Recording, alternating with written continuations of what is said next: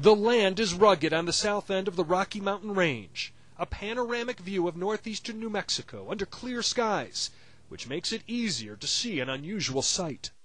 This is it.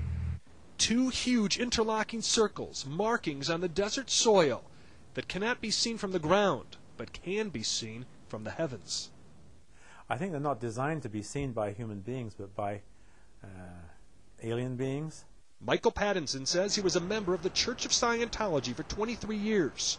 Now he's a disgruntled ex-member who says the circles are signposts for reincarnated Scientologists who come from outer space. They are markings to show the location of one of the vaults which Scientology has prepared to safeguard the technology of L. Ron Hubbard. Hubbard, who died in 1986, was a science fiction writer who started the Church of Scientology.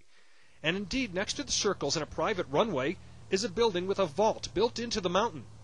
Current Scientologists do say archives are held in the vaults, just as other religions safeguard their sacred texts. They say the vault is overseen by a Scientology corporation called the Church of Spiritual Technology. Church of Scientology officials denied CNN's request for a tour of the compound. They say the markings are simply a logo of the Church of Spiritual Technology and that this is a non-story. But from what we've experienced, church officials are extremely sensitive about this non-story. A pilot we hired to fly us over the compound backed out, saying he got a call from Scientologists asking him not to go with us. Other pilots said they would not fly us because they didn't want to make the Scientologists angry. But we did finally get a pilot. What do the circles look like to you from here? They look like a branding symbol a rancher might have put out there. The closest town to the desert etchings is Las Vegas, New Mexico.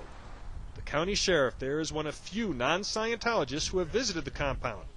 Chris Nahar did so just last month for the first time. Every time that an incident happens, that there's, say for instance, Waco or the World Trade Center incidents, every time something like this happens, there seems to be some rumblings that it's a training ground for militia or terrorist training ground, that kind of thing. So they've been inviting me out there so we can go out there and try to dispel those rumors. Have you dispelled those rumors? Well, we went out there. I didn't see anything of that sort. The sheriff says the Scientologist told him this is where L. Ron Hubbard's writings, saved on titanium plates, will be preserved for thousands of years. He says many people were there, lots of farm animals, and a large cache of food supplies. Did it strike you as a place for survivalists? Quite possibly, yes.